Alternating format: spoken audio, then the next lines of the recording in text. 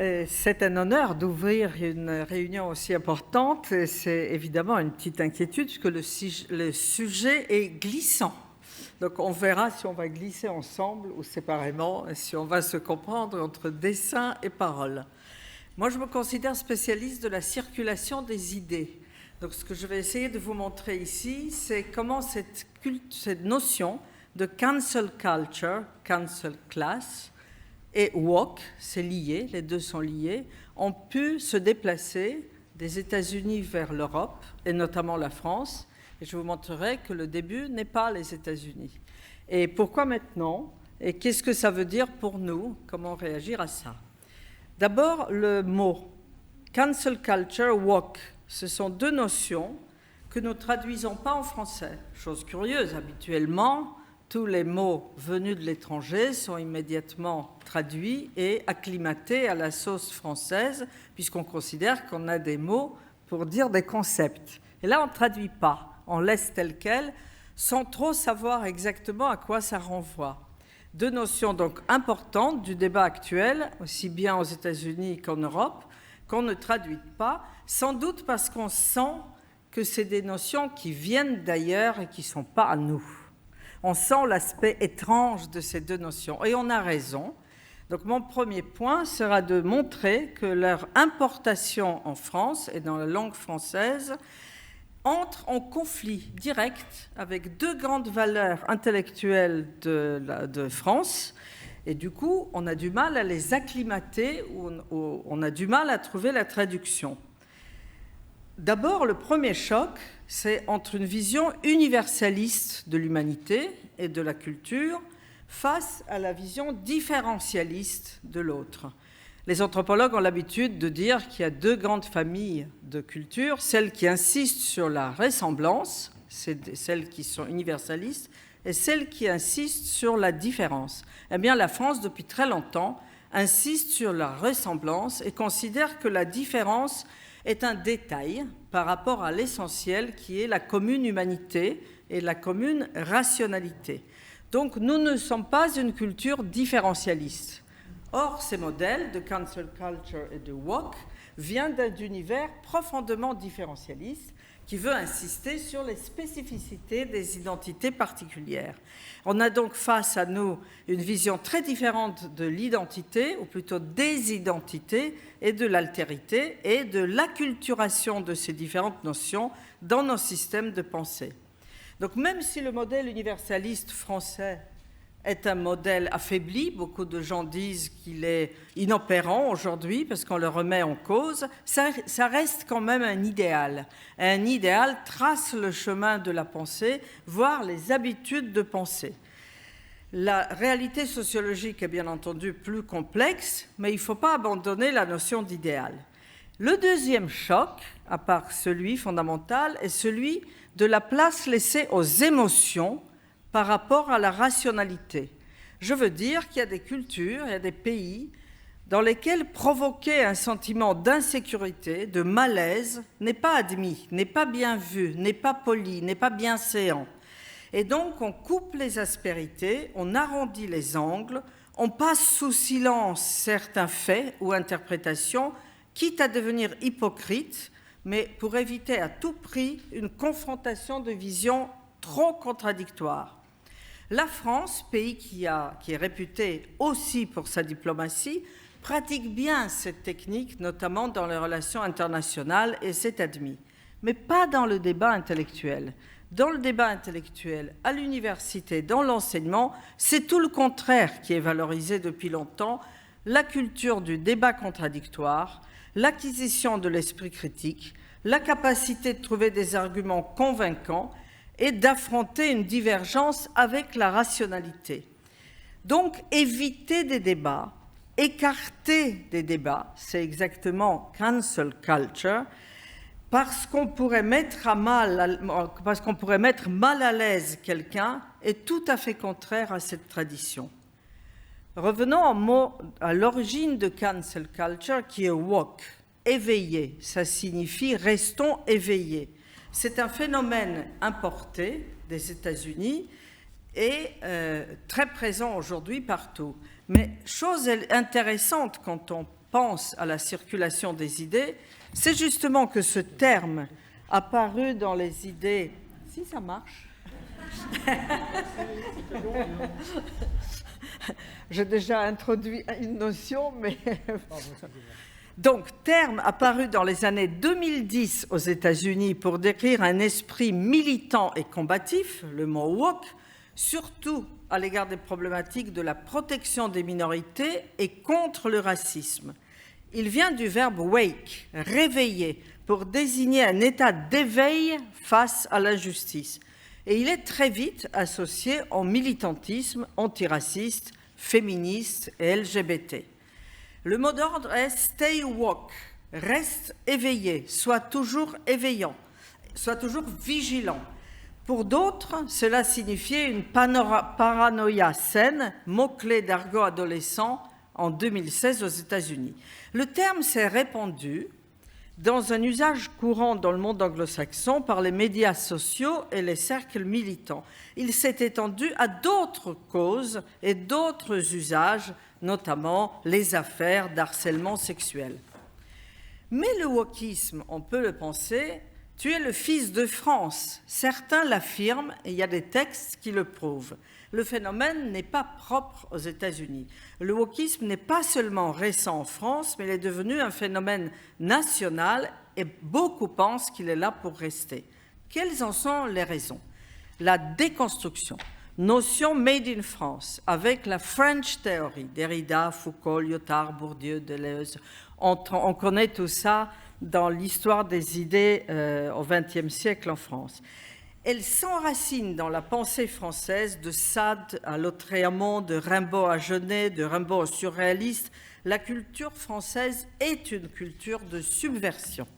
La French Theory a fecondé le wokisme.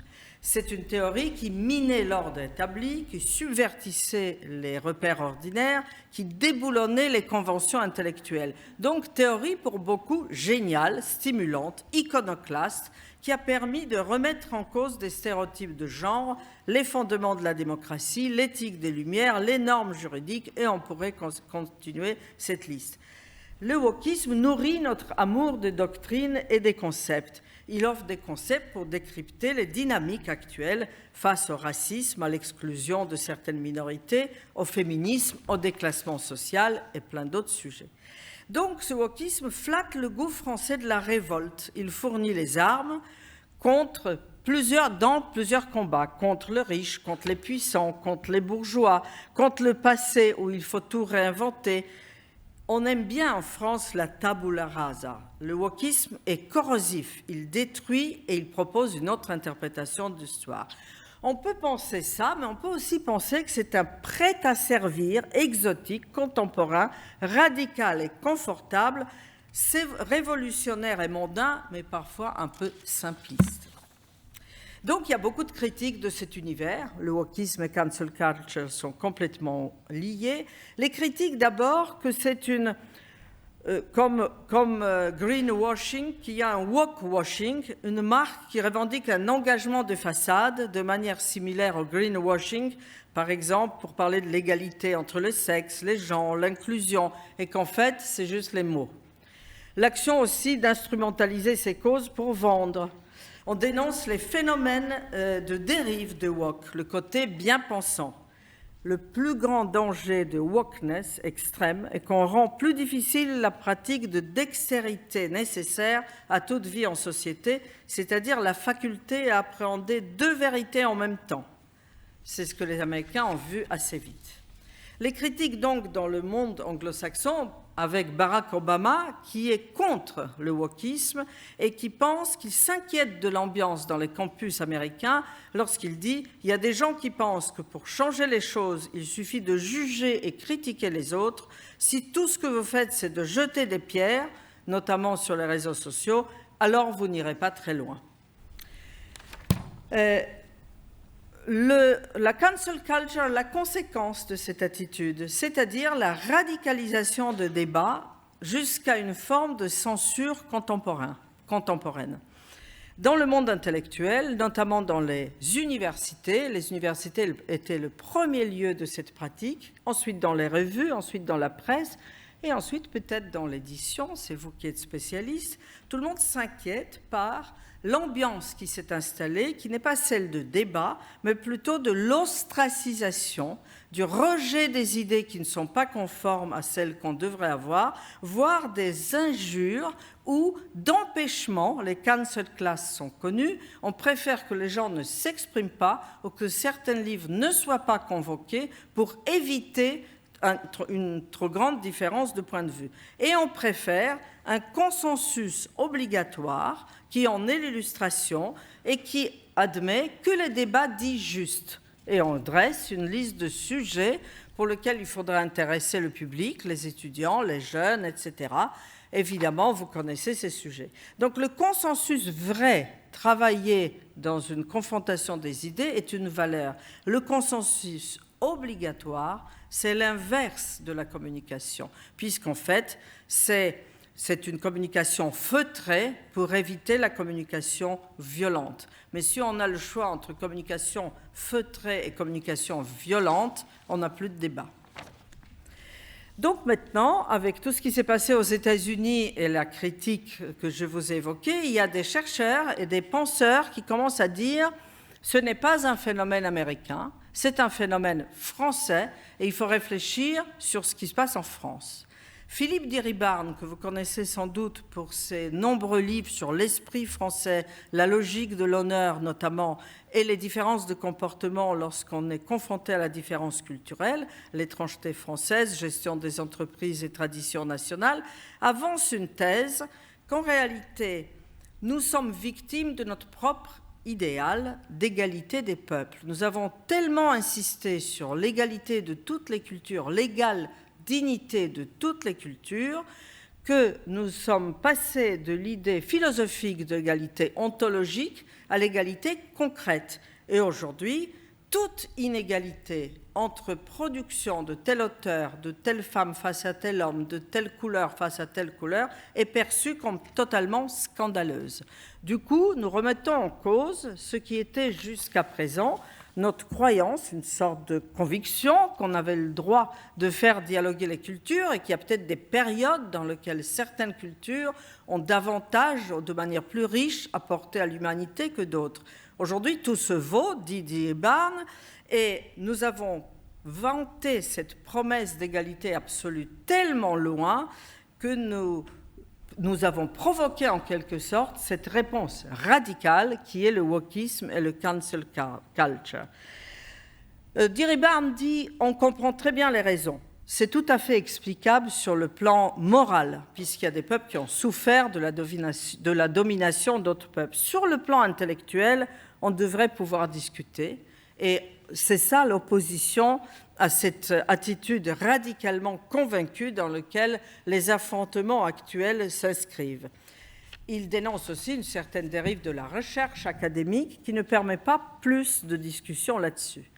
Le deuxième livre, il vient d'être discuté aujourd'hui à France Culture, c'est Brice Couturier qui s'assume comme baby boomer et qui fait une sorte de procès à cette génération de millennials qui sont porteurs de cette culture woke et de cette culture de cancel culture. Et il dit, finalement, la discussion est difficile, il parle des médias notamment, parce qu'au lieu d'avancer des arguments, ces gens, c'est cette jeune génération qui vient après, qui sont les enfants de baby boomers, c'est des guerriers de la justice. Et ils croient qu'ils ont raison a priori, qu'il n'y a pas d'arguments à poser, il y a des causes justes et les causes moins justes. Et donc, l'idée, il décrit tout ce qui s'est passé aux États-Unis lorsqu'on pensait que ça serait cantonné dans les universités.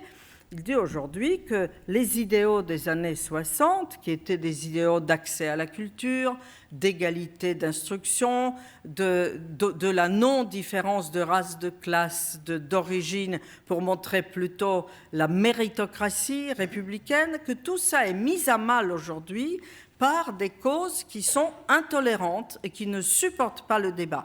C'est un livre à thèse, on peut être d'accord, on ne peut ne pas être d'accord. Ce qu'il dit est quand même très proche de ce que je viens de citer chez Diribarne, retour aux idéaux de lumière, c'est-à-dire considérer qu'on peut affronter par la raison et par les arguments qui parlent à la raison et pas aux émotions, on peut peut-être confronter ces deux visions du monde qui sont très différentes. Il pense aussi que la génération de baby boomers est en quelque sorte coupable. Elle a trop couvé ses enfants.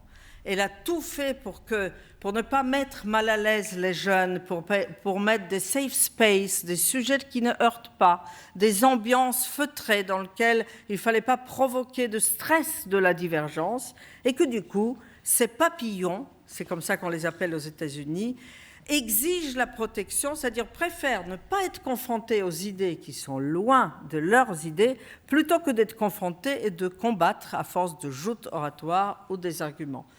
Et du coup, quand on exige les protections, on annule l'arrivée des personnes qui risquent de perturber ce calme affectif. Évidemment, le sujet vous concerne, parce que toute la chaîne du livre, des bibliothèques, la littérature est concernée par tout ça, et notamment création des manuels scolaires et débat autour des manuels scolaires et de livres proposés pour les enfants. Quelle thématique traiter à l'école? Est-ce que l'école devrait rester à part, à côté de tous ces débats sociétaux, ou est-ce qu'il est normal que l'école reflète en quelque sorte ce que certains appellent les passions contemporaines? C'est un débat, c'est discuté actuellement. Les uns disent qu'il faut introduire des sujets et les simplifier pour les rendre accessibles aux jeunes. Après tout, la liberté éditoriale font qu'on peut proposer ça et autre chose. Sans aucun doute, c'est vrai. Mais ce qui est inquiétant, et dans certains pays, ça arrive déjà, l'exemple du Canada a été cité récemment pour provoquer l'autodafé des ouvrages qui entraient en conflit avec les sentiments identitaires des minorités autochtones, même si c'est anecdotique, si la personne responsable de cet acte est écartée de ses fonctions. On a quand même des souvenirs forts des autodafés des livres qui nous viennent à l'esprit et de la police des mœurs dans certains régimes qui préféraient écarter certaines idées et punir les auteurs plutôt que provoquer le débat d'idées. Donc je pense que, en quelque sorte, le résumé de ce débat fondamental dans tout le monde occidental, mais pas seulement, est de dire que le livre est toujours subversif et qu'il nous reste à nous, professeurs, éditeurs, libraires, bibliothécaires, le soin d'apprendre aux gens la subversion créatrice plutôt que la censure. Merci.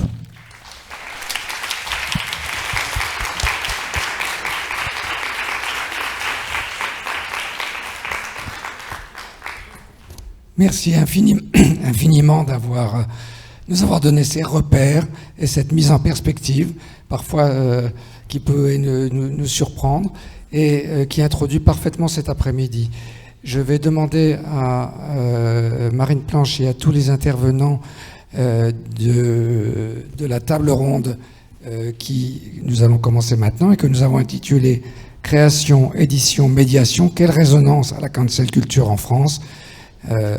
Et si vous voulez bien, nous réserverons les questions que vous avez peut-être à l'issue de cette conférence introductive, à l'issue de la table ronde, où Madame Johanna Nowicki pourra nous rejoindre éventuellement à ce moment-là pour répondre aussi à vos questions. Voilà, Marine Planche, qui est adjointe au directeur du CNLJ, mais qui est surtout la commissaire de l'exposition Ne les laissez pas lire, qui a eu lieu en 2019 et qui est responsable du hors-série que nous avons intitulé Au nom de la loi, ne les laissez pas lire, sur polémique et censure autour du livre pour la jeunesse, va animer cette table ronde et je te laisse le choix, Marine, de présenter tes intervenantes. Merci. Alors. Et il manque quelqu'un, il me semble. Oui, alors nous avons... bonjour à tous. Vous êtes beaucoup. Nous avons trois intervenants lors de cette table ronde, 2 qui sont présents ici, et nous avons un 3e qui va nous rejoindre en visioconférence, puisqu'il s'agit de Malik Diallo, qui n'avait pas pu être présent physiquement malheureusement avec nous aujourd'hui, mais qui devrait être avec nous en visioconférence depuis la bibliothèque de Rennes. Voilà, donc j'espère qu'il va bientôt nous rejoindre. En attendant, je vous propose... Voilà. Bonjour Malik. Vous êtes en direct, depuis Rennes, donc dans le grand auditorium de la BNF. Bienvenue avec nous. Parfait, merci beaucoup. Je vous propose quelques mots d'introduction à cette table ronde avant de vous présenter plus précisément nos intervenants d'aujourd'hui, et puis de lancer la discussion sur ce sujet. On laissera aussi un petit temps de questions à la fin de la séance pour que dans la salle, voilà, si vous avez des questions à poser, vous puissiez aussi engager le débat avec nous. Donc Jacques, il va falloir surveiller le temps pour qu'on ne déborde pas trop. Je compte sur toi. Compte sur moi pour rentrer table. Alors, je vais rappeler d'abord le titre de cette table ronde. C'était « Création, édition, médiation. Quelle résonance à la cancel culture en France ?» Donc, c'est un mot qu'on entend beaucoup ces temps-ci, qui est un petit peu agité dans tous les sens. Une de nos questions, ça va être de savoir de quoi on parle. Est-ce que la cancel culture est un danger ? Est-ce que la cancel culture existe ? Et si oui, quelle est-elle ? De quoi est-elle le symptôme également peut-être ? Quelles sont les réalités qu'elle peut recouvrir ? Alors moi j'ai fait comme les étudiants, je suis allée sur Wikipédia pour regarder la définition de la cancel culture, donc je vous la livre. Wikipédia dit: la cancel culture, de l'anglais cancel, annulé, est une pratique apparue aux États-Unis consistant à dénoncer publiquement en vue de leur ostracisation des individus, groupes ou institutions responsables d'actes, de comportements ou de propos perçus comme inadmissibles. Wikipédia précise que le concept est apparu vers 2015 et qu'il s'est généralisé à partir de 2018. Donc c'est un phénomène, ou un terme en tout cas, relativement récent. Au-delà des personnes ou institutions, là c'est moi qui complète, ce terme s'applique également à des œuvres artistiques, qu'il s'agisse de spectacles, de fait de déboulonner certaines statues, ou de tenter d'empêcher l'apparition de livres, de demander à les retirer du commerce ou des bibliothèques. Donc c'est plus dans notre sujet aujourd'hui, puisqu'on va s'intéresser aux livres, évidemment, et plus particulièrement encore aux livres pour la jeunesse. Quels sont les domaines sur lesquels cette cancel culture s'applique ? Eh bien, 2 domaines principaux, les questions de genre, de féminisme, de lutte contre le sexisme. Là, on est dans la foulée du mouvement MeToo. Et puis, les questions de racisme, de lutte contre les stéréotypes et les discriminations. Là, on est dans la suite du mouvement Black Lives Matter. Voilà, c'est quand même les deux éléments peut-être centraux qui sont à l'origine de ce mouvement, et c'est important peut-être de les rappeler ici. Alors, trois points rapidement pour engager la discussion. Il m'a semblé, j'ai proposé en tout cas à nos intervenants d'aborder 3 axes dans cette discussion. La question du langage, il me semble que c'est un des éléments peut-être importants dans ces débats, le poids des mots finalement, à quel point un terme peut avoir une importance ou un poids ou une lourdeur particulière et cristalliser finalement que ce soit des oppositions ou des réactions vives. Ça m'a rappelé mes vieux cours de philosophie du lycée, où on m'avait fait lire un livre qui s'appelait « Quand dire c'est faire », qui date de 1962 de John Austin, et qui s'intéressait à tous les énoncés performatifs, à tous les termes qu'on dit et qui deviennent une chose, qui sont équivalents à la chose elle-même. Et ce qui m'a frappé en préparant cette table ronde, c'était à quel point, en effet, les mots revêtent une importance énorme, finalement, ou en tout cas, on leur octroie une importance très forte dans ces débats. Ce qui est peut-être une bonne nouvelle, puisque ça veut dire que la littérature, elle est importante, elle a un poids dans la vie des gens, et peut-être qu'on leur donne trop de poids aussi, ça sera peut-être un des éléments du débat. La deuxième question, c'est la question qui a été évoquée par Madame Nowicki sur la relation entre la France et les États-Unis. Est-ce que c'est un concept complètement américain, et un phénomène totalement américain qui nous est étranger en France ou pas? Ça, c'est sans doute un des éléments de la discussion. Et puis, il me semble que par rapport à cette perception de phénomène américain, on aime bien aussi jouer à se faire peur de temps en temps. En France, on aime bien agiter des épouvantails sur ce qui se passe aux États-Unis. On aime bien dire du mal aussi de ce qui se passe aux États-Unis. Hein. C'est une vieille habitude française. Donc, quelle est la part du mythe et quelle est la part de la réalité? C'est aussi des choses dont on peut discuter. Et puis enfin, troisième point, en quoi la littérature jeunesse est-elle particulièrement concernée par ces sujets-là? Alors là, ça rejoint le sujet de l'exposition qu'on avait fait en 2019, où ne les laissez pas lire, sur le fait que finalement, dans la littérature pour la jeunesse, se rajoute un élément qui est le fait que cette littérature, elle est adressée à un jeune public, que ce soit des enfants ou des adolescents. Et donc peut-être, est-ce qu'elle se doit d'être exemplaire, cette littérature? Ça pourrait être une question. Est-ce qu'elle n'a pas toujours, d'une manière ou d'une autre, que ce soit chez ses créateurs, chez ses éditeurs, chez ses prescripteurs, une dimension plus ou moins morale, qu'on le veuille ou non, qui n'est pas forcément la même pour tous, hein, puisque chacun a des valeurs qu'il ne partage pas forcément avec son voisin, ou en partie seulement. Donc, mais voilà, en tout cas, la question de ces valeurs dans la littérature pour la jeunesse, elle est, il me semble, un peu inévitable, hein, d'une manière ou d'une autre, même si, voilà, encore une fois, je n'ai pas forcément les mêmes valeurs que celles de l'abbé Bethléem, qui choisissait les romans à lire ou les romans à proscrire pour les lectrices, surtout, hein, puisqu'elles sont plus fragiles que les autres, c'est bien connu, au début du XXe siècle. Néanmoins, j'ai aussi des valeurs que j'aimerais transmettre à mes enfants, ou qui interviennent dans le choix des livres qu'on va recommander dans la revue des livres pour enfants. Voilà, donc je vais pas m'étendre spécialement sur ce sujet-là, mais voilà, la littérature jeunesse, c'est aussi une littérature qui est tournée vers l'avenir, vers ces jeunes générations, hein, qui sont, je ne sais pas si elles sont woke ou pas woke, mais en tout cas, elles sont le futur elles sont notre futur, elles sont notre avenir, et donc elles sont aussi peut-être que cette littérature, elle est plus tournée vers l'avenir, peut-être c'est aussi pour ça qu'elle est plus attentive à cette question des stéréotypes et de leur avenir, ou du maintien des traditions, au contraire. Enfin, en tout cas, ces questions interviennent, il me semble, particulièrement dans nos domaines.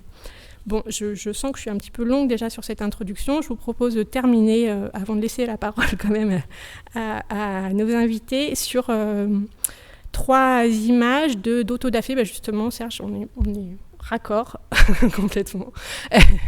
3 autodafés. Donc l'autodafé, c'est un peu le sacrilège absolu dans un endroit comme la BNF. Hein. Je pense qu'on ne peut pas faire pire, hein, et devant une assemblée de gens qui travaillent dans le livre. Voilà, c'est à peu près le cauchemar absolu.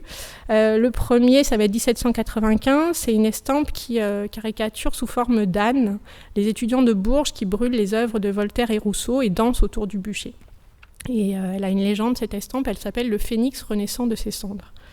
En 2019, en Pologne, donc là on a fait un grand bond dans le temps quand même, des prêtres appartenant à la fondation SMS des cieux, je cite, demandent à leurs fidèles d'apporter des livres ou des objets en rapport avec la magie, et organisent après la messe une cérémonie où ces objets sont jetés au feu en présence des fidèles, dont des enfants. Et parmi ces livres, on trouve Harry Potter, on trouve Hello Kitty, on trouve Twilight. Et puis très récemment, donc en 2021, on a appris qu'au Canada avait eu lieu un autodafé dans une trentaine de livres qui ont été brûlés dans une des écoles catholiques de l'Ontario au Canada. Un certain nombre de livres en rapport avec, retirés des collections. Donc il y a 5000 livres qui ont été retirés des bibliothèques de ces écoles pour des motifs, ils étaient jugés désuets ou inappropriés. Et cette cérémonie de purification par la flamme était menée dans un but éducatif, les cendres étant placées au pied d'un arbre planté.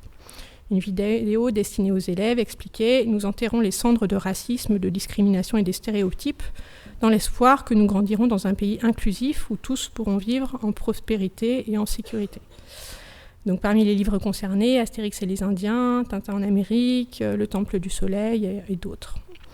Et je cite les propos de Suzy Kiss, la gardienne du savoir autochtone qui a accompagné le conseil scolaire dans cette opération, qui disait « Les enfants dépendent de nous pour leur dire ce qui est vrai ou faux, ce qui est bien ou mal ». Et là, on touche à la question de la responsabilité des adultes vis-à-vis des enfants, ce que je disais tout à l'heure sur la littérature jeunesse. Alors, quelques questions. Ces autodafés sont-ils équivalents ? Alors évidemment, ce n'est pas les mêmes époques, ce n'est pas les mêmes acteurs, ce n'est pas les mêmes motifs. Pour autant, est-ce que c'est la même chose ? Est-ce que ce n'est pas la même chose ? Ils ont comme point commun la volonté de détruire par le feu des livres, ce qui est choquant en soi, puisqu'évidemment, ça renvoie symboliquement à d'autres autodafés, à l'Inquisition, à la période nazie, etc., qui sont des images fortes. Donc, autodafé, symbole d'obscurantisme. Paradoxalement, c'est la flamme qui symbolise l'ombre, contre la philosophie des Lumières, le livre comme source de connaissance et d'émancipation. Si j'extrapole un petit peu, si je prends les choses plus au sens figuré, est-ce qu'il faut brûler les livres qui nous déplaisent, qui nous dérangent ? Est-ce qu'il faut détruire ou faire disparaître ? Ou plus légèrement, est-ce qu'il faut découper, réviser, abréger, adapter, censurer ? Est-ce qu'il faut soustraire au regard des plus jeunes, qui sont plus fragiles, plus malléables, plus impressionnables, dans la sphère privée, à l'école, dans les bibliothèques ? J'essaye d'abréger un petit peu. Et voilà, dernière question, est-ce que ces événements, ces actes qu'on peut juger choquants, ont aussi une dimension révolutionnaire peut-être ? Est-ce que c'est un radicalisme qui s'exprime par des actions qu'on peut juger extrêmes, mais qui ont pour objectif de bousculer la société, de bousculer son fonctionnement, ses hiérarchies, son échelle de valeur par une action violente, comme les révolutionnaires l'ont fait en leur temps ? Ou bien est-ce que c'est une nouvelle censure, une atteinte à la liberté, celle des auteurs, celle des lecteurs ? Voilà. Et je vais ouvrir le débat et je vais commencer par Malik pour une question sur le rôle des bibliothécaires dans cette affaire. Est-ce que, en tant que professionnel des bibliothèques... Alors, je vais peut-être présenter quand même mes intervenants.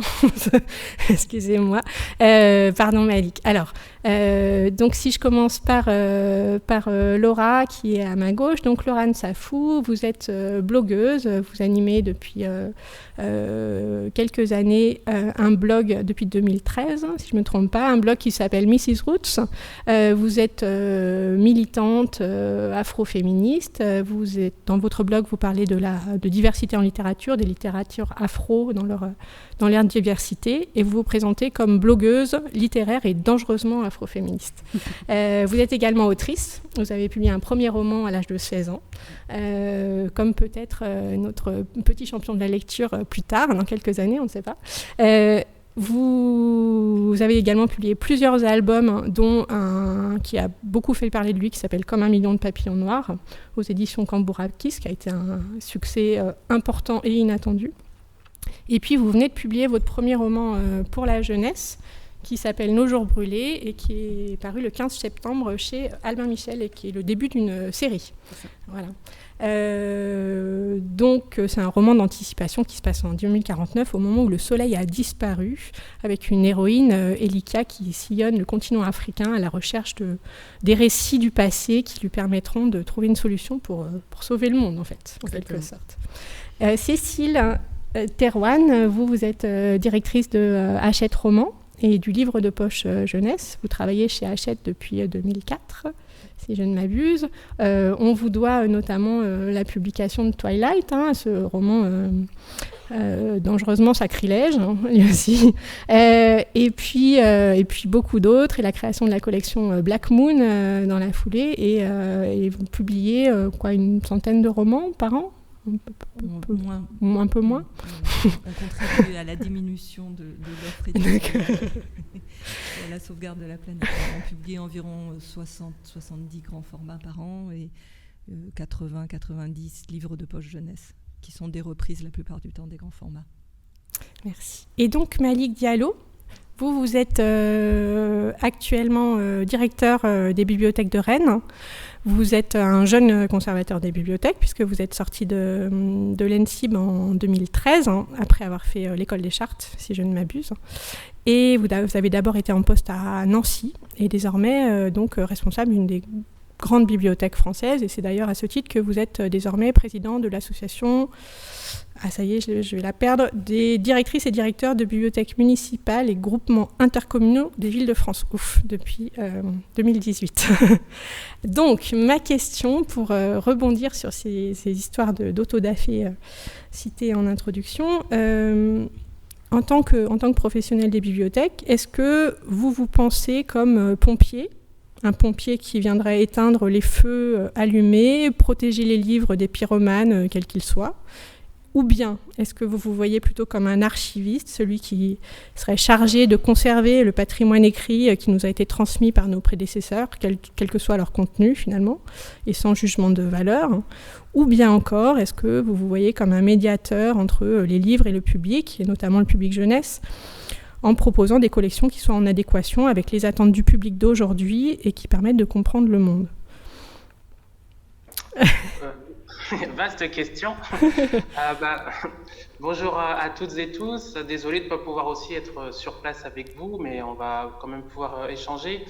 Évidemment, dans les trois définitions là, que vous proposez, je pense moi j'aurais tendance à me rattacher à celle de médiateur, de médiation, de transmission de contenu auprès de différentes personnes, avec effectivement tout un tas d'écueils qui peuvent se poser dans une bibliothèque qui est toujours en tension, on va dire, entre un espace qui se veut un espace public, qui se veut un lieu avec une forme de neutralité, on va dire, qui va parler à tout le monde, et en même temps, un espace qui, pour être opérant, doit pouvoir se faire approprier par des publics, mais jamais, et c'est là la ligne, de façon complètement exclusive. Et donc ça, je trouve que c'est un élément intéressant sur lequel on est toujours un peu sur le fil. Et des fois, ça suscite même des malentendus avec le public. On peut lire de belles pages là-dessus dans le livre de Denis Merklén sur pourquoi il y a des fois des incendies de bibliothèques. Vous savez, pourquoi brûle-t-on des bibliothèques ? Et qui souvent, effectivement, résultent de de ce malentendu entre une forme de neutralité de la bibliothèque qui se pense vraiment pour tout le monde et qui, pourtant, pour certains publics, n'est pas complètement neutre. Et effectivement politique, ou représente une institution, ou représente une certaine forme du langage. Et donc voilà, donc moi ce que je voulais dire, c'est qu'on est un peu entre les deux, et que ce rôle de médiateur, justement, ça va être un des outils qu'on va pouvoir utiliser sur ces questions de pluralisme, de collection, et sur toutes les sollicitations qu'on peut avoir pour faire apparaître des contenus dans la bibliothèque qui n'y sont pas. On va dire des fois de façon militante, c'est-à-dire, voilà, moi je suis un acteur militant, je crois à certaines choses, j'ai envie que ça figure dans ma bibliothèque. On voit bien que ça peut être un élément d'appropriation de la bibliothèque. Et en même temps, de comment on peut garantir une forme d'accueil pour tout le monde. Donc moi, ce que je voulais peut-être vous donner ou proposer là, un peu aussi comme réponse à ça, c'est aussi les outils qu'on a dans les bibliothèques, pour essayer de ne pas non plus se noyer dans un problème, parce qu'en fait, on a pas mal d'outils autour de ces questions, pour essayer de répondre à cet enjeu. Déjà, c'est de peut-être admettre qu'on ne peut pas être un espace complètement neutre. C'est-à-dire qu'on a des outils à différents niveaux, mais on a toujours un rôle politique à un endroit. Notamment si on pense au pluralisme des collections, moi j'aime bien distinguer, on va dire, la collection disponible, qu'on met à disposition dans les rayons, dans les étagères, etc., dans lesquels les gens vont pouvoir fureter, de la collection mise en avant, la collection, on va dire, éditorialisée, et on essaye de développer de plus en plus cet aspect-là. Et en fait, dans les deux, on a une forme de rôle politique, puisque dans la collection disponible, on va pouvoir avoir un spectre très large, on va pouvoir accueillir beaucoup de contenu, mais ça restera quand même un choix, une sélection qu'on propose à un public. Sur la collection éditorialisée, là, on va pouvoir aller peut-être plus loin dans une forme de choix. Et cette éditorialisation-là, d'ailleurs, est un outil aussi d'appropriation par le public, puisqu'on peut le faire avec les usagers, avec le public. Pour donner des exemples où on nous demande, je sais pas, des exemples récents moi que j'ai vus là dans les bibliothèques de Rennes, par exemple, sur des demandes d'annuler la présence de certains ouvrages ou de retirer des ouvrages ou au contraire d'en faire venir. Par exemple, au moment de l'attentat contre Samuel Paty, plusieurs collègues ont fait des tables de sélection voilà, autour de la liberté de la presse, de la censure, de l'éducation, des caricatures de Mahomet, enfin pas mal de choses là-dessus. Et vous avez des usagers qui vont avoir des comportements qu'on ne voit pas d'habitude, par exemple par rapport à certains types d'ouvrages, voilà, en demandant de les retirer ou en demandant pourquoi ils sont là, etc. Et je trouve que c'est intéressant parce que on est à la croisée finalement de quelque chose autour aussi du langage et de malentendus parfois qu'il peut y avoir entre justement l'éditorialisation qu'on peut faire, qui peut être des fois maladroite aussi ou qui peut être vue comme une atteinte, et nous comment on réagit par rapport à ça. Et en même temps, ça met bien en valeur aussi le caractère des fois politique ou le caractère engagé des bibliothèques sur des questions de société et sur des sujets comme celui-ci. Un exemple que je cite aussi, qu'on a eu il n'y a pas longtemps sur les réseaux sociaux, je trouvais ça amusant aussi dans la formulation, c'était sur des présentations là aussi de contenu, je crois que c'était sur un ouvrage sur les femmes, et un usager qui se plaignait en ligne disait « Mais pourquoi la bibliothèque ne partage-t-elle toujours que des valeurs progressistes ?» Et dans cette appellation-là, je trouvais que c'était intéressant parce qu'en fait, c'est effectivement un qualificatif que moi je trouve plutôt intéressant pour la bibliothèque de lignes éditoriales qui sont proposées par les bibliothécaires. Voilà. Alors je dirais aussi comme... On pourrait imaginer que les bibliothèques proposent des mises en avant réactionnaires de temps en temps, pour équilibrer. Oui, c'est ça. C'est ça qui est compliqué. Enfin, moi, je trouvais la formulation très amusante et qui pose effectivement cette question-là. C'est-à-dire que on se dit, tiens, la personne là, sur ces valeurs-là, elle se reconnaît pas dedans et en tout cas, elle attend autre chose en termes de partage de la bibliothèque, qui ne sont pas forcément la ligne éditoriale de la bibliothèque. Et donc, je dirais, nous, le vrai rôle, c'est pour ça que j'insistais peut-être dans les trois termes, sur celui de médiateur. C'est vrai qu'on a des outils quand même de transmission qui me semblent importants. De transmission, on va dire, à la fois de ce qu'on peut laisser en mode découverte pour le public, et ça, on sait que pour la littérature jeunesse aussi, c'est très important. Ça s'est d'ailleurs beaucoup perdu pendant la crise, quand on a nos locaux fermés. C'est aussi la capacité, laisser les gens et les enfants découvrir différentes littératures, livres, objets. Il y a aussi les médiations qu'on peut proposer, on va dire, avec des usages spécifiques. Et là, je pense que c'est un vrai enjeu des bibliothèques, c'est de savoir ramener aussi les contenus selon aussi leur histoire, leur origine, évidemment qu'on ne va pas présenter Mein Kampf sur une table de présentation comme si c'était un livre comme les autres. Donc, on a des outils de régulation en termes d'accès dans une bibliothèque, en termes de médiation, on va dire en termes de propositions d'apparat critique, si on veut, de mise en garde de médiation humaine, qui sont assez opérants. Et puis, n'oublions pas aussi que la bibliothèque peut pas être, c'est pour ça que je rejoins ce que je disais tout à l'heure, peut pas être un espace complètement neutre, dans le sens où, pour qu'il y ait aussi appropriation, c'est aussi un espace dans lequel il y a une forme de conflit qui s'opère. Alors, c'est à nous de le réguler pour que ce conflit ne soit pas, on va dire, se passe au détriment de la fréquentation par certains publics.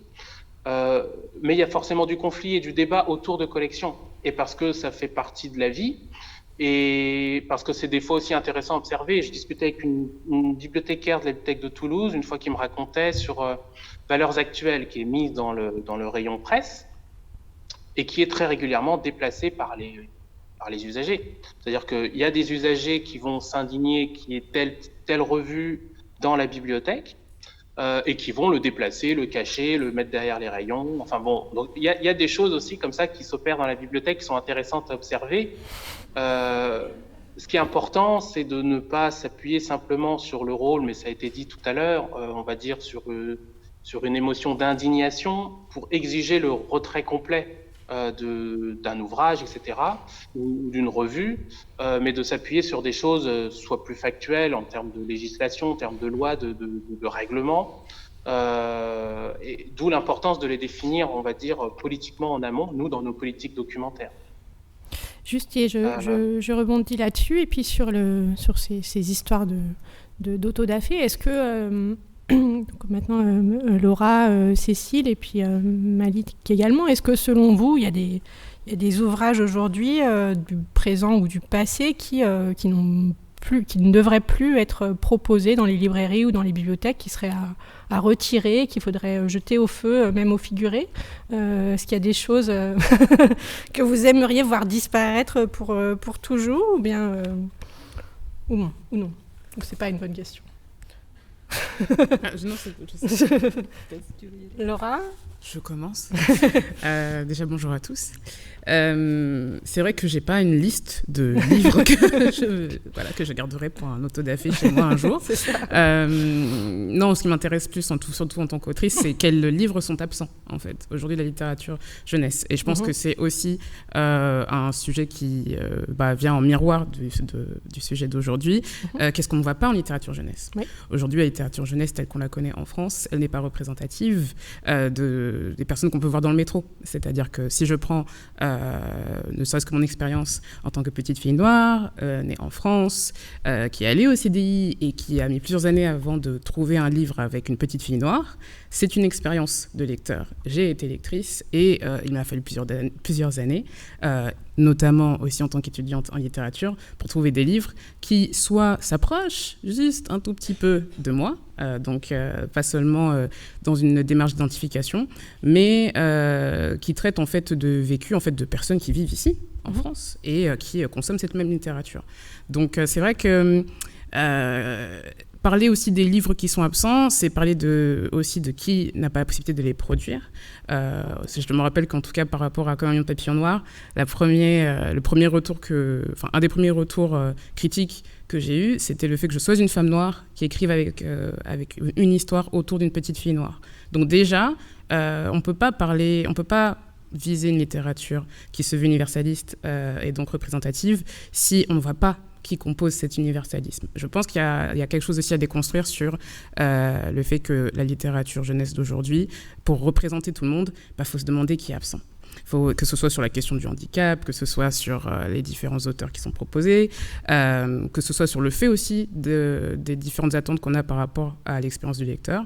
L'exemple que je prends souvent, c'est un livre qui s'appelle, je crois, Je ne veux pas être noir. Il y a une expérience lecteur d'un enfant noir qui va tomber sur ce livre. Et étrangement, aujourd'hui, on va lui demander d'avoir le recul à son âge, d'avoir cette mise à distance, de se dire « Oh, c'est qu'un livre, oh, c'est qu'un titre ». Non, on s'adresse justement à des enfants qui sont en construction, en fait, qui cherchent la validation, qui cherchent l'estime de soi, qui cherchent justement à ressembler à quelque chose, à avoir un livre à présenter en classe, donc qui vont plus chercher des miroirs d'eux-mêmes et pas justement des propos ou des histoires qui vont soit les dénigrer, soit montrer qu'ils ont un problème. Donc voilà, je pense aussi que le mot-clé d'aujourd'hui, ça va être le contexte par rapport à toutes les enfin, que ce soit sur l'autodafé ou toutes les thématiques qu'on va aborder. Mais oui, je m'intéresse davantage, en tout cas, à qui n'est pas représenté dans cette littérature que l'on veut universaliste et qui ne l'est pas encore. Est-ce que vous voulez dire, enfin, si je...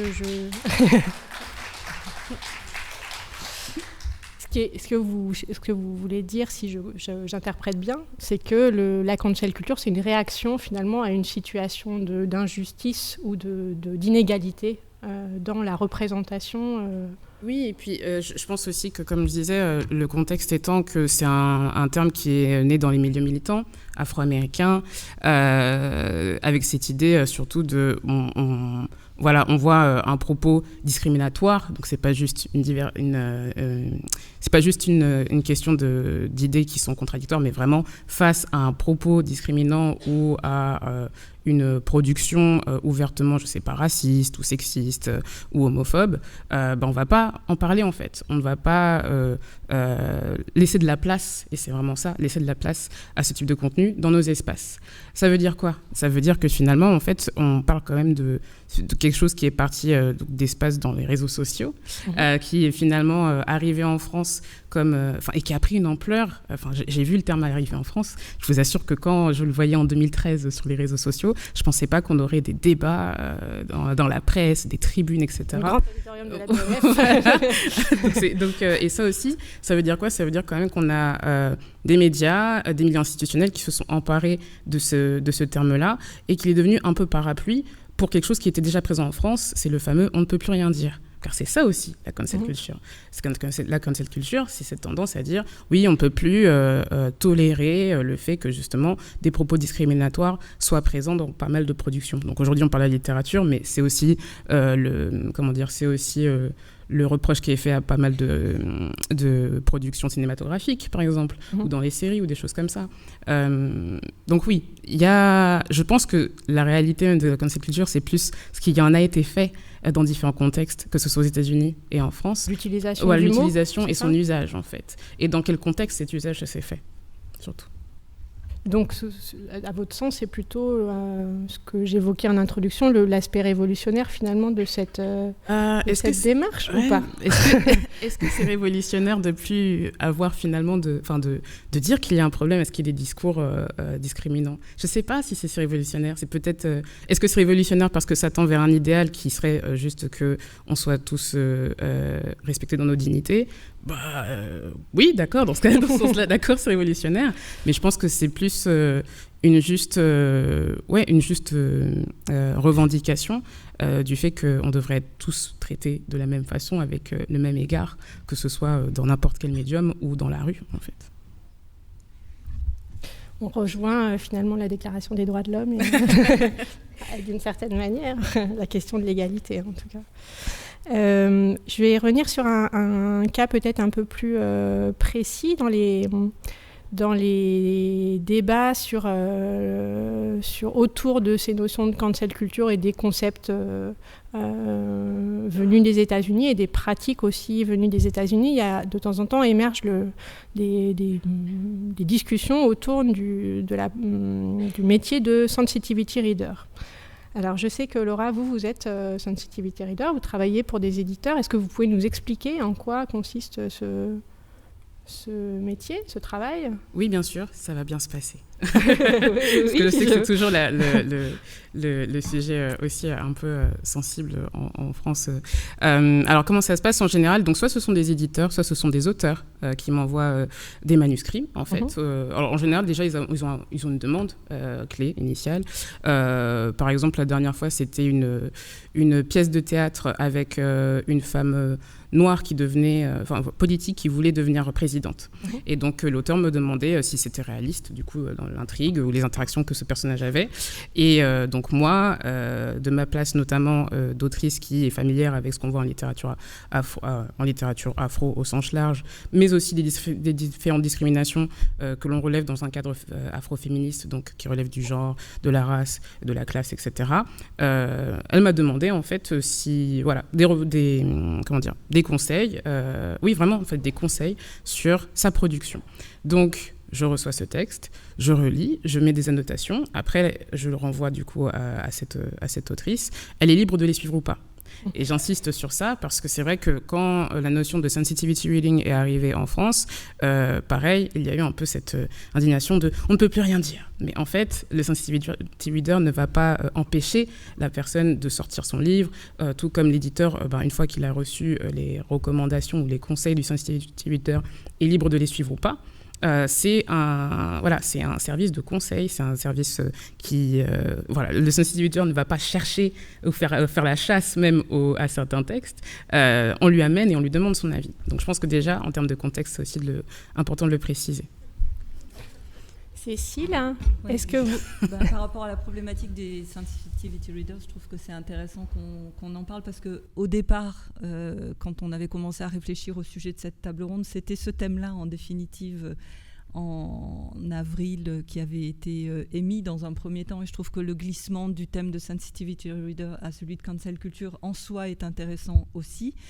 Nous, en tant qu'éditeurs, il peut arriver qu'on demande un conseil extérieur sur précisément des incertitudes que peut avoir l'auteur. Je pense que par rapport à ce que disait Laura en blaguant, en disant ça va bien se passer, c'est qu'il y a des contextes justement où le sensitivity reader peut vraiment s'apparenter à une forme de censeur. C'est-à-dire que ça nous arrive en tant que professionnels de dialoguer avec des éditeurs anglais ou américains, ou s'ils n'ont pas l'approval de sensitivity reader de référence sur tel ou tel sujet, ils ne vont pas publier le texte parce qu'ils savent par avance qu'il va y avoir un bashing systématique et une mauvaise presse. Donc il y a une question de contexte et je sais gré à Laura vraiment d'insister sur cette notion-là. Je pense que le sujet qui nous interroge vraiment aujourd'hui, il est primordial dans notre pratique au quotidien, qu'on soit autrice, lecteur, bibliothécaire, médiateur, éditeur, et que la littérature jeunesse, parce qu'elle est littérature, vient faire un peu caisse de résonance à tout ça et va le formuler.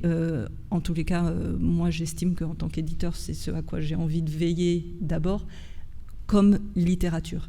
Moi, je ne publie pas des essais ni des documents. Je ne suis pas non plus éditeur de presse. Je cherche à publier de la littérature et à ce que ça reste ce lieu-là dont Laurence Engel, en introduction ce matin, parlait très bien, qui est une manière de prendre une certaine hauteur de vue quand même par rapport à toutes ces problématiques. Et pour en revenir à la question du sensitivity reader, c'est vrai que quand on a des interrogations, c'est toujours bien de demander à l'extérieur et c'est une façon d'élargir finalement le spectre du comité de lecture quand il y en a un, du regard, du correcteur, du préparateur, de l'éditeur. Et ça nous est arrivé chez Hachette Roman de faire appel à un sensitivity reader exactement dans le... Enfin, on n'appelle pas ça sensitivity reader, hein, entre nous, on dit un lecteur extérieur.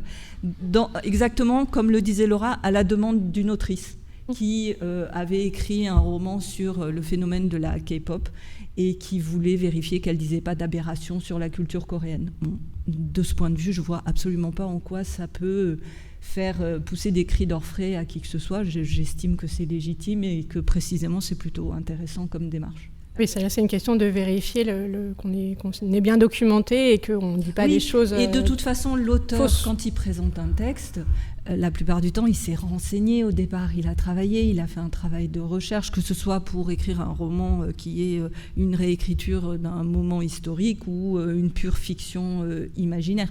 À part quand on est dans le domaine de la fantaisie, je pense que Nos jours brûlés ne nécessitent pas forcément un passage. Encore, quand même, parce que justement, c'est vrai que je pense aussi la particularité du sensitivity reader telle qu'elle a été présentée aussi en France, c'est qu'on fait appel souvent à des personnes concernées par rapport aux thématiques qui sont abordées dans le texte. Quand quelqu'un me demande mon avis sur un personnage afrodescendant dans un contexte donné, sa première crainte, c'est est-ce que la situation ou le propos ou la manière dont j'ai écrit ce paragraphe-là est raciste ou non. C'est souvent la question numéro 1. Pourquoi ? Parce que là encore, on ne peut pas parler de littérature, comme on disait, sans parler de contexte, et surtout sans prendre en compte que la littérature est un continuum. Il y a des discours dominants, il y a des représentations dominantes. Si la plupart du temps, la représentation des personnages noirs en littérature française est d'abord arrivée par un prisme colonial, et donc par cette image de stéréotype du sauvage, de l'esclave, etc., il est normal qu'aujourd'hui, il y ait des auteurs qui s'interrogent sur est-ce que je suis en train de répéter inconsciemment ce type de représentation ou est-ce que justement je sors de ces clichés-là. Et c'est une veille qui est importante à avoir parce que c'est normal de ne pas avoir l'expérience de tout le monde. Moi, si demain j'écris un texte avec une personne ayant un handicap physique, je ne vais pas juste me dire « de toute façon, je me mets dans sa peau et je vais voir ce que ça donne ». Non, il y a une question du vécu, il y a une question du témoignage et il y a une question aussi surtout de comment, avant que j'arrive en 2021 avec mon texte sur un personnage ayant un handicap physique, ça a été représenté avant moi. Donc, et ce savoir-là, je ne l'ai pas. Et je pense aussi que c'est important d'admettre parfois qu'il y a des choses qu'on ne sait pas, même quand on fait des recherches. Oui, mais alors, là, pour le coup, je m'oppose un peu par rapport à ça, au sens où on est quand même dans le domaine de la fiction, de l'imaginaire. Alors là, je prends un exemple d'une vie antérieure en édition où j'ai eu le bonheur de publier un auteur qu'on aime tous, je pense ici beaucoup, qui est Pierre Bottero. Et j'ai publié un roman de Pierre Bottero qui s'appelle Zouk. Et Zouk est un des plus beaux textes que j'ai lus sur l'anorexie mentale. Pierre n'était pas une jeune fille de 15 ans. Pierre, je ne crois pas, a connu l'anorexie. Et j'ai trouvé ce texte absolument bouleversant et juste. Et je pense que ça, précisément, c'est la place de la littérature, de laisser s'exprimer ça. Je ne dis pas qu'il faille pas... je n'ai pas dit qu'il n'aurait pas dû écrire, qu'il aurait dû être anorexique pour l'écrire. C'est pas ce que j'ai dit. J'ai justement dit Non, j'explique juste que l'aide qui nous est, quand des personnes ont ce souci-là, c'est la crainte qu'ils ont. Et cette crainte appartient aussi à un contexte. C'est-à-dire qu'aujourd'hui, comme on disait aujourd'hui, et c'est pour ça aussi qu'on est là aujourd'hui, si la cancel culture fait débat, c'est qu'on estime qu'il y a des thèmes sensibles, qu'il y a des représentations qui soient, un livre a choqué, là c'était l'exemple au Canada, par les représentations qu'il y a eu de ces personnes natives par rapport aussi à l'histoire que l'on met autour des Amérindiens. C'est cette crainte-là, en fait. C'est pas une interdiction qui se Oui, mais alors, une fois de plus, il y a une question de contexte. Je pense que quand Uderzo et Goscinny ont créé l'album d'Astérix chez les Indiens, ils mettaient en œuvre exactement ce qu'ils ont mis en œuvre à travers tous les albums d'Astérix, c'est le droit de se moquer de tout le monde, et d'abord d'eux-mêmes, puisque ceux dont ils se moquent le plus dans leurs albums, c'est des Gaulois. Et donc, je pense qu'il y a toujours, quand je parlais de contexte tout à l'heure, je pense qu'il faut aussi recontextualiser les œuvres dans l'histoire des écrivains qui les ont écrites, dans le temps où ils les ont écrites, et ensuite, pour en revenir à ce que Marine nous demandait tout à l'heure par rapport à la notion d'autodafé, moi je trouvais très belle la réponse que vous avez faite en disant que finalement, plutôt que de penser aux livres à détruire, il faut penser aux livres qui n'ont pas été écrits, et finalement c'est annuler les silences plutôt que de détruire les prises de parole qui ont eu lieu. Pour moi, c'est plus ça la question. Et je garde ma réponse de tout à l'heure, mais est-ce que c'est détruire le silence que de dire, par exemple, que moi aussi, aujourd'hui, en 2021, si je tombe justement sur Tintin au Congo, les représentations des Noirs dans ce livre est coloniale et raciste. C'est acté, en fait. Enfin, je conteste pas ça. Non, je sais. Mais du coup, c'est qu'on le brûle. C'est pour ça que je n'ai à aucun moment dit que de brûler, ou même que j'ai rappelé que la position de sensitivity reader est d'accompagner et de conseiller sur ces questions. Je pense que si Hergé avait fait appel à un sensitivity reader à l'époque, je ne suis pas certaine qu'on lui aurait dit de ne pas faire ce qu'il avait fait. Je pense que déjà, si les personnes noires, en fait, avaient eu autant l'accès, tout cas, et avaient eu la possibilité de raconter la colonisation depuis leur point de vue, on n'aurait peut-être eu d'autres livres que Tintin au Congo auxquels hériter aujourd'hui. Et il est grand temps que ces livres-là, maintenant, aient lieu. Et je pense que c'est ça qui est très intéressant dans ce qui se passe en ce moment, c'est que ça ouvre. On est dans un moment où on est en train d'élargir, alors avec des frottements et un temps de crise inévitable, mais où on va aller vers... en définitive, moi, en réfléchissant au sujet, je me disais qu'on allait interroger la notion de liberté d'expression, mais que finalement, c'était peut-être ce qu'il fallait se dire, c'est qu'il y avait des expressions à libérer et qu'il fallait aller vers ces expressions à libérer et rester dans cette perspective en tous les cas. Et je suis d'accord, et je pense que cette liberté d'expression va de pair aussi avec à qui a accès à cette liberté de créer, de diffuser aussi ses productions et de diversité. Donc, à libérer, oui. Est-ce que, si on revient sur l'exemple de Tintin au Congo, qui est souvent cité et qui est évidemment un cas de figure emblématique, on va dire. Si je reviens vers Malik, qui doit être toujours quelque part avec nous, oui, je pense. Est-ce que Tintin au Congo, il est dans les catalogues des bibliothèques de Rennes? Je suis allée vérifier, comme dans beaucoup de bibliothèques, je pense. Comment on fait quand on est dans une bibliothèque et que soit on a des questions de personnes qui s'étonnent de voir ce livre-là dans la bibliothèque, soit, comment ça se passe? Ou est-ce qu'on l'explique? Est-ce qu'on... J'ai envie de dire un truc rassurant et un truc pas rassurant. Le truc pas rassurant, et qui en même temps est dans l'ADN des bibliothèques, c'est qu'une bibliothèque est pleine de livres qui sont révoltants ou choquants, dont on peut s'indigner pour beaucoup de personnes. Alors certains font plus ou moins l'unanimité, d'autres ça va choquer une personne ou une autre, ou voilà. Donc, je dis ça parce que ça se pose souvent quand on relativise. On se fait souvent interpeller sur tel livre, sur tel ouvrage, même dans le débat public, ça se passe souvent comme ça, en disant il faut absolument retirer ce livre jeunesse qui est horrible.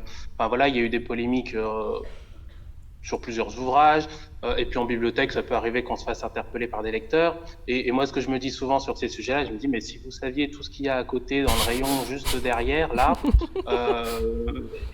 forcément, il y a des choses choquantes ou d'auteurs controversés ou d'images inappropriées même pour l'âge de la personne. Bon, voilà, ça c'était pour donner des éléments. C'est dire qu'en fait, ça répondait un peu à votre question tout à l'heure sur l'autodafé. Effectivement, si on commence à essayer d'enlever les œuvres complexes ou polémiques, voilà, ça va être trop compliqué.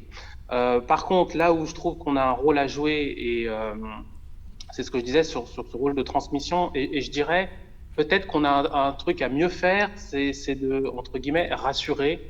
Je pensais à ça en écoutant Madame Nowicki tout à l'heure, qui parlait de cette dualité entre les émotions face à la rationalité. Je pense que la bibliothèque peut aussi être un endroit souvent où on peut se rassurer et on peut justement amener les œuvres auprès du public et en faire la médiation.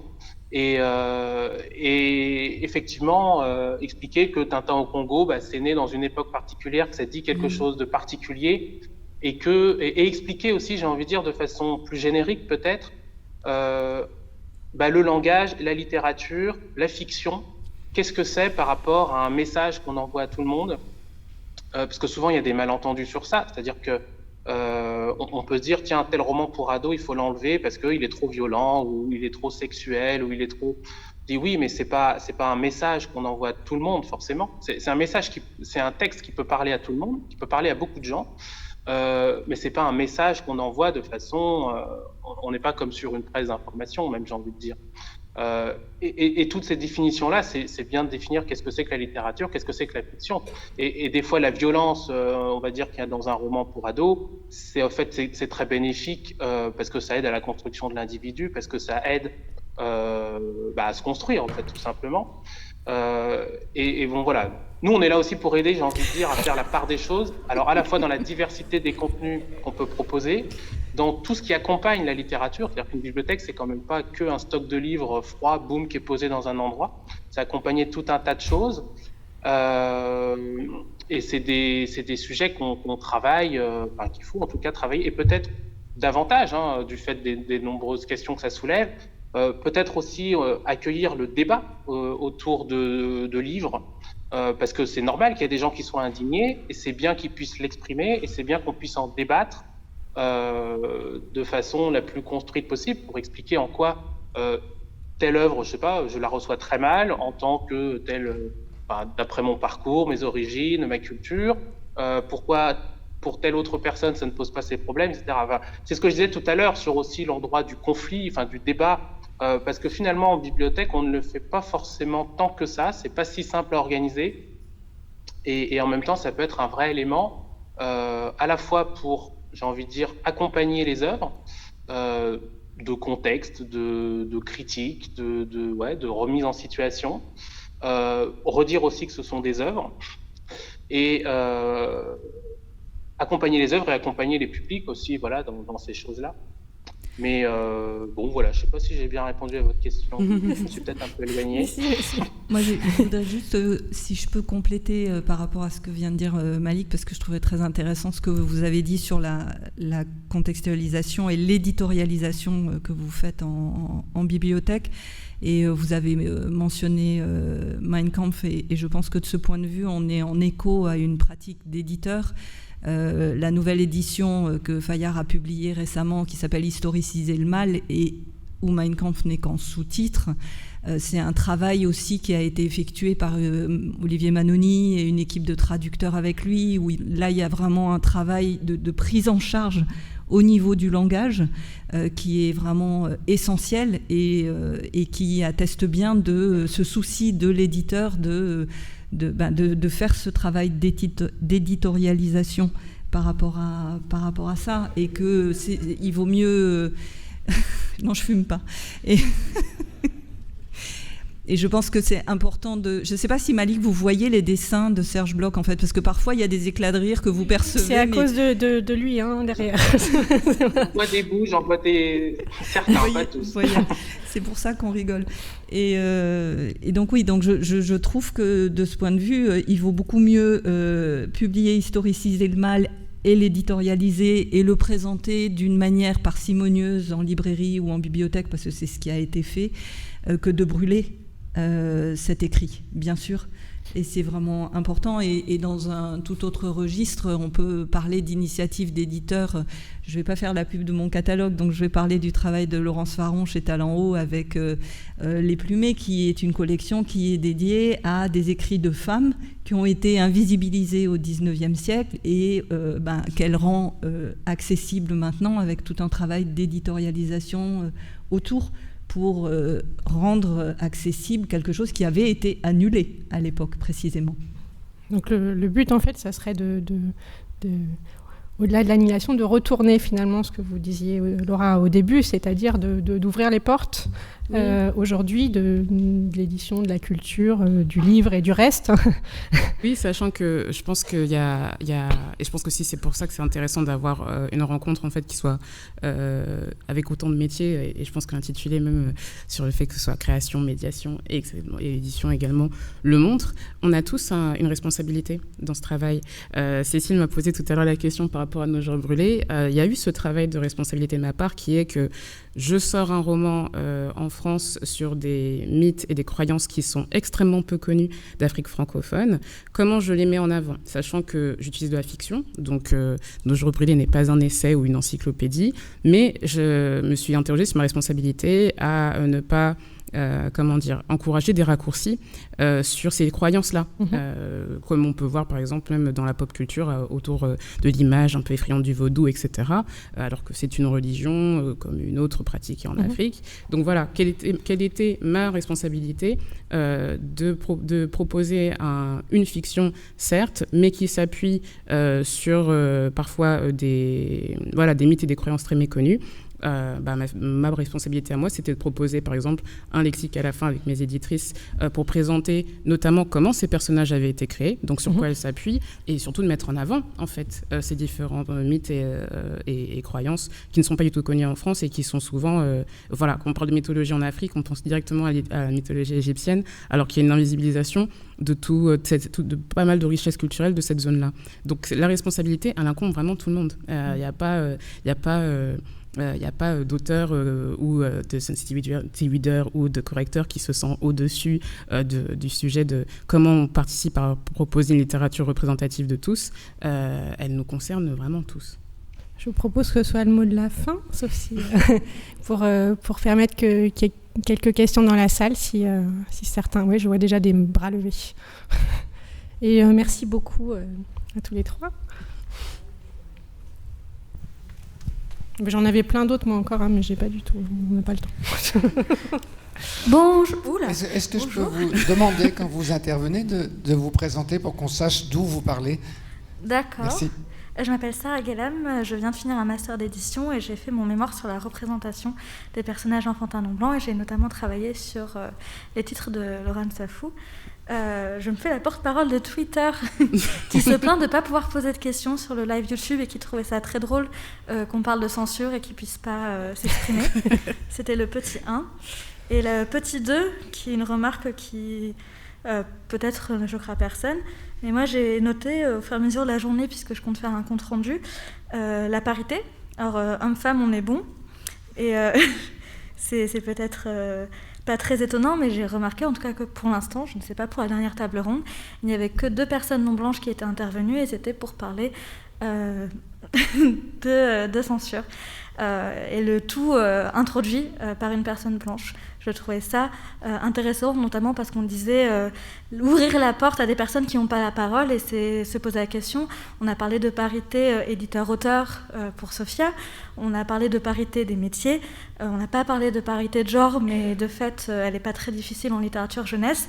Je trouvais ça intéressant que pour une table ronde sur la censure, au milieu d'une journée des professionnels du livre, les seules personnes non blanches, soient sur cette table ronde. C'était une simple remarque qui, je ne sais pas si... Ça veut dire qu'il y a encore du travail à faire. Oui, merci oui, Sarah.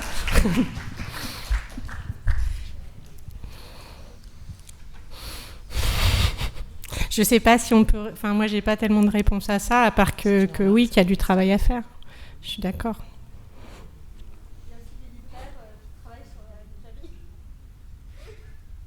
J'ai pas entendu. C'est quelque chose que j'ai remarqué dans tout ce qui est revue. Dès qu'on laisse les personnes non blanches s'exprimer, c'est forcément sur le fait d'être non blanches. Donc elles sont de plus en plus à s'exprimer sur ces sujets-là, et c'est très bien. Mais c'est quelque chose dont on parle entre nous, du fait que quand on parle que de ça. Sur une table ronde, sur la librairie, sur la chaîne du livre, ce sera quand même toujours très blanc. Donc on nous laisse la parole, mais que sur ce sujet-là.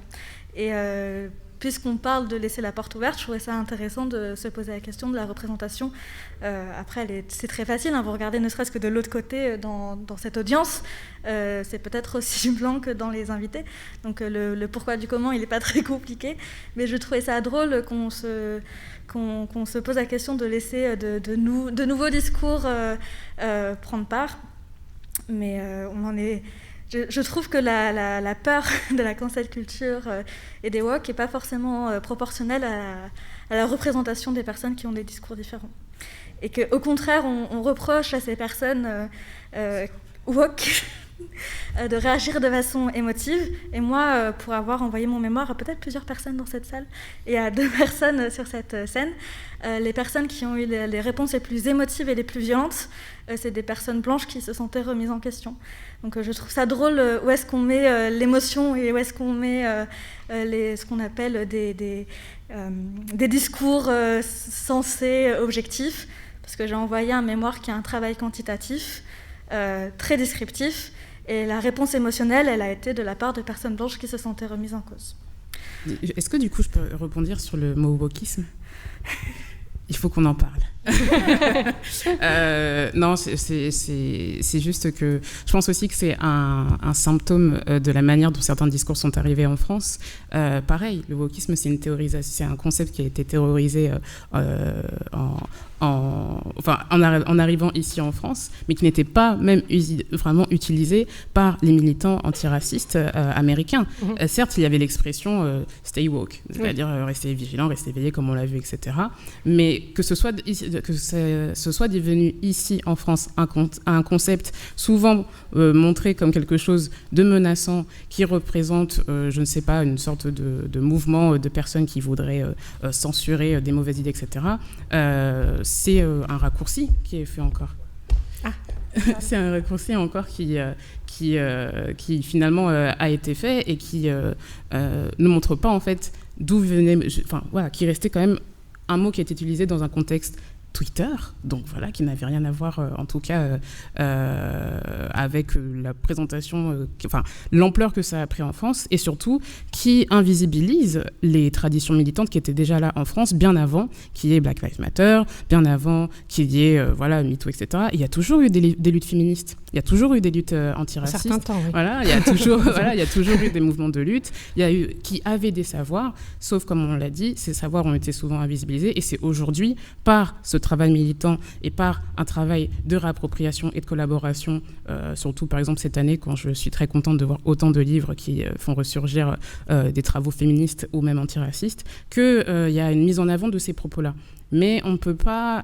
en tout cas, j'ai bien envie de souligner le fait d'être vigilant par rapport à ce mot parapluie qu'est le wokisme, dans un contexte où finalement il trouve sa source plus dans la revendication et dans la peur de ce que ce serait comme censure de dire en fait ceci est raciste ou ceci est homophobe, alors qu'il s'agit juste d'un mot anglais sorti d'une autre réalité en tout cas qui est américaine. C'est ce que disait Madame Novicki tout à l'heure en soulignant le fait que c'était pas traduit et que donc c'est un peu un mot écran qui vient faire de la fumée. Et ce qui est intéressant par contre, c'est, comme tu le mentionnes, de se dire qu'est-ce que ça vient dire de la situation en France finalement et dans quoi éventuellement ça peut trouver un ancrage. C'est passer de l'écran à ancrer et de vraiment être... plus dans ce en quoi ça nous parle à nous là aujourd'hui. Surtout un écran en fait qui est maintenu aussi par les intitulés médiatiques. Enfin, le terme wokisme, je ne l'ai jamais vu autant que dans la presse, alors que, que sur le terrain, ce n'est pas un mot usité. Donc je pense aussi qu'il y a un écart. Il y a très peu de personnes, je pense, qui savent ce que c'est que le wokisme et même les quelques chiffres que j'ai pu lire là-dessus, c'est que sur la population française, 11% des gens interrogés savent ce que c'est que la cancel culture et le wokisme. Donc de fait, ça serait bien qu'on trouve des intitulés qui correspondent à notre réalité et à la problématique locale. Et je trouve ça notamment plus cocasse que ce terme se met en parallèle d'un autre débat qui est l'importation d'idées américaines, mais par contre le wokisme lui s'installe via des titres français. Donc non, une invention française en fait. Voilà. C'est ça. Est-ce qu'il y avait d'autres remarques ou questions dans la salle ?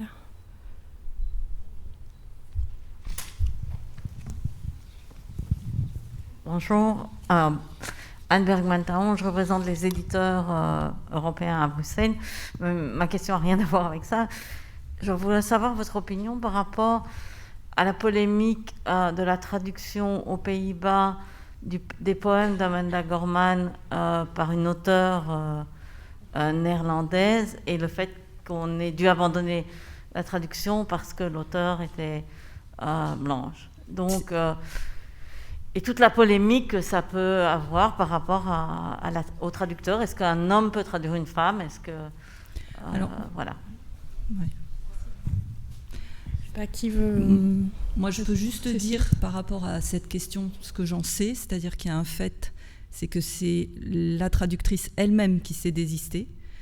Et pour ce que j'en ai compris, c'était donc Amanda Gorman qui avait désigné, qui avait donné son accord en tous les cas pour qu'elle soit la traductrice, et que cette personne étant une militante tête de file d'un mouvement LGBTQIA+, elle s'est sentie un peu en contradiction avec les postures qu'elle avait dans le cadre de son militantisme en luttant contre de l'appropriation culturelle. Donc je pense que c'est, enfin en tous les cas moi c'est ce que j'ai lu de cette situation, c'est que c'est elle-même qui, sentant qu'elle était peut-être sur un terrain qui la mettait elle en porte-à-faux vis-à-vis de ses propres positions militantes et politiques, qui a dit qu'elle n'assurerait pas cette traduction.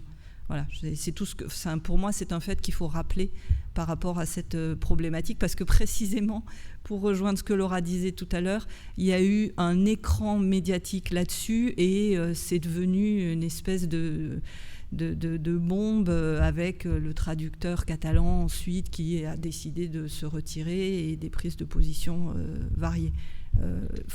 Là aussi, il faut recontextualiser, je pense que c'est important, mais moi, c'est tout ce que j'ai à en dire. J'ai écrit sur le sujet, donc c'est pour ça que moi, je me suis surtout concentrée sur la réception de cette polémique en France, en fait. C'est-à-dire qu'on est passé, du coup, donc, comme l'a dit Cécile, d'un fait, voilà, avec plusieurs interlocuteurs, plusieurs personnes, à des intitulés encore d'articles indignés qui disaient « Faut-il être noir pour traduire un auteur noir ?» Ce qui n'est pas la question, en fait. La question, c'est... là encore, qui sont les acteurs présents dans le monde de l'édition, quels sont les accès, etc., à la traduction, etc., etc. Et je ne suis même pas sûre qu'Amanda Gorman avait initié un travail de sensitivity reading à ce stade, ce qu'elle a fait un peu après, par la suite, pour d'autres publications. Mais donc oui, moi, ce que j'ai vu, c'est que là encore, il y a un malaise, en fait, dès qu'il est question des questions raciales en France, sur le fait, en tout cas, d'aborder les différents acteurs autour d'une production culturelle. Maintenant, pour moi, cette question donc, qui était brandie partout, genre faut-il être noir pour traduire un texte noir, c'est un faux débat. La vraie question, c'est comme pour les auteurs, comme pour les illustrateurs, etc., etc. Avons-nous tous le même accès, en fait, à des opportunités de travail dans le monde du travail? Non. Nous avons, selon notre identité, etc., nous subissons des discriminations qui jalonnent effectivement notre parcours, et c'est la même chose dans le monde de la traduction. Et je pense que ça, c'était quelque chose qui n'était pas, en tout cas, qui je pense que cette polémique a fait ressortir ça, qu'il y a eu du coup un débat sur est-ce que justement on a tous les mêmes opportunités, qu'on soit issu des minorités ou pas, quand les questions des métiers du livre, et qu'il y a eu un vrai malaise par rapport à ça. Et j'ai eu beaucoup de témoignages de traducteurs et de traductrices qui disaient justement... qui disait effectivement que il y a une omerta en fait. Il y a une omerta sur les questions de discrimination dans le monde du livre. Donc je m'arrêterai là parce que c'est un sujet beaucoup plus large. Mais en tout cas, la réception française a montré qu'il y a encore pas mal de sujets autour des discriminations qu'il faut aborder. Puis-je apporter, puisqu'on m'a gentiment convié à cette table ronde pour répondre aux questions, est-ce qu'on n'est pas face aux amalgames quand même, où il faut être très vigilant? Vous avez vous-même utilisé le terme « veille » pour globalement traduire le mot « woke ». Ça veut dire qu'il y a une sorte de vigilance, d'une veille, du contrôle de la situation sociale de discrimination d'emploi. Vous avez évoqué ça pour la traduction. Et on oublie qu'il y a deux débats, la qualité littéraire des textes, la qualité de la traduction et d'une fiction. Alors vous écoutez, j'ai parfois le sentiment que Madame Bovary, c'est moi, ce n'est plus possible. Et si vous permettez, juste un commentaire sur les combats universalistes de passé où c'était ne nous collez pas d'étiquette par rapport à une sensation peut-être fausse, mais qu'on peut avoir, je suis mon étiquette.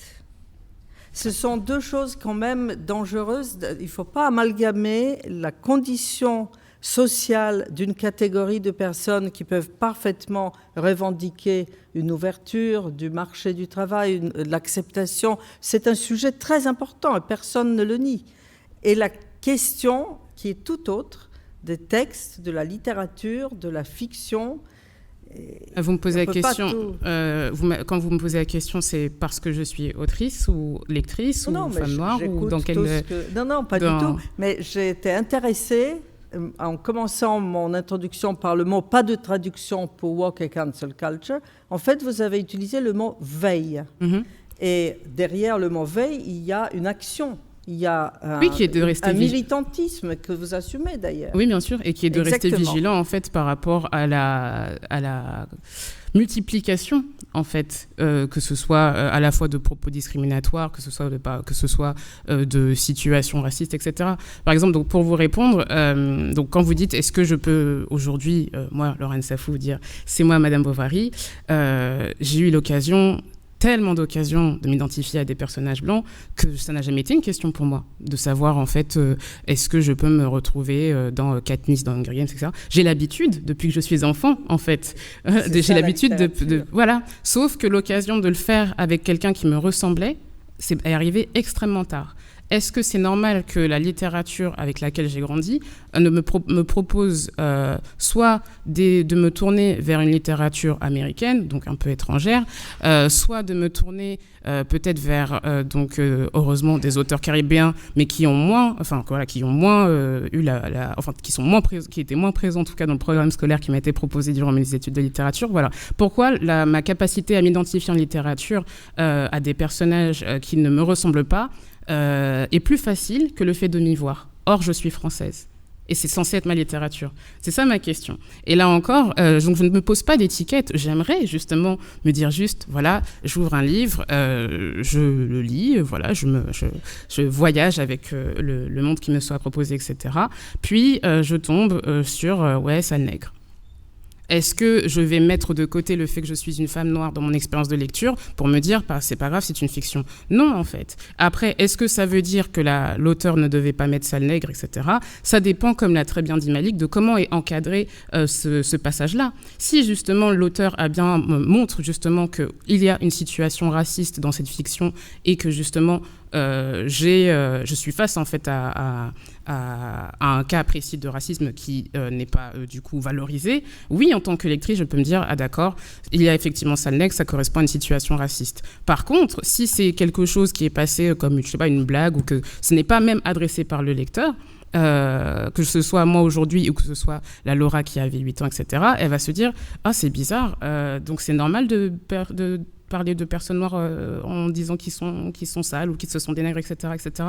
C'est de ça dont je parle. C'est-à-dire que je ne me mets pas d'étiquette quand je lis. Mais je suis une femme noire qui lit un livre. Et tout comme j'aurais pu être une femme asiatique qui lit un livre. Et donc ma lecture ne sera jamais neutre. J'ai mon vécu. Voilà, or, aujourd'hui, ce n'est pas de l'ordre de l'émotionnel que de dire que tous les lecteurs, en fait, viennent face à un livre avec leurs expériences. Donc, vous voyez, notre différence, c'est que moi, je n'ai pas besoin de m'identifier au héros du livre que je lis. Peut-être parce que vous avez plus la possibilité d'avoir plus de personnages qui vous ressemblent. Mais si. Non, je ne cherche pas. Je ne cherche pas dans la littérature. Si vous allez en librairie aujourd'hui, je suis désolée, mais si vous allez en librairie aujourd'hui, par exemple, j'adore le roman graphique. J'adore le roman graphique, il n'y a pas de souci. Sauf que quand je vais dans le rayon bande dessinée, c'est un fait. J'ai le choix soit entre la représentation de personnages noirs dans un contexte peut-être de guerre au Congo ou d'esclavage ou de ségrégation raciale, soit peut-être, on va dire peut-être qu'il y aura une petite bande dessinée qui sera sur les Antilles et c'est tout. Je n'ai pas beaucoup de choix en fait. Donc bien sûr que on va me demander de m'identifier aux 95 autres % de bandes dessinées qui proposent des personnages blancs. Ça, j'ai appris à le faire depuis que je suis petite. Mais on ne peut pas aujourd'hui me demander par amour de l'universalisme, d'effacer le fait que j'existe aussi et que j'aimerais voir des personnages qui me ressemblent, en fait. Si je peux juste rebondir, ça rejoint pas mal les analyses qui ont été faites sur la lecture des filles et des garçons, sur le fait qu'on a appris aux filles, les filles ont appris plus exactement à s'identifier aussi bien aux personnages féminins qu'aux personnages masculins. Et l'inverse n'était pas forcément toujours vrai. Donc, et vrai, encore une fois, même les expériences existent. Et encore une fois, en 2020, on avait des statistiques qui montraient qu'il était plus facile de trouver des livres pour enfants qui avaient, je crois, soit des personnages principaux qui étaient des animaux, ou alors des personnages masculins blancs, que des personnages asiatiques ou arabes ou noirs, etc., etc. Donc là encore, tous les enfants n'ont pas la même expérience de lecture face à la littérature jeunesse qui leur est proposée. Et je pense qu'aujourd'hui, plutôt que de se soucier de est-ce que est-ce que c'est l'enfant qui s'identifie à sa couleur de peau qui a un problème ou est-ce que justement il n'est pas capable de s'identifier, on devrait plus travailler à une littérature qui soit représentative vraiment de tout le monde. Ça ne devrait pas être un effort finalement de représenter les personnes qui sont juste dans ce pays. Moi je voudrais juste dire... Excusez-moi, je voudrais jouer mon rôle impitoyable de maître du temps. Il faudrait vraiment... Je voulais juste dire que pour en revenir à la littérature, parce que je pense que c'est vraiment ce qui nous motive toutes et tous ici, pour moi, la littérature n'est pas un lieu de réparation, c'est un lieu de création. Voilà. Exactement.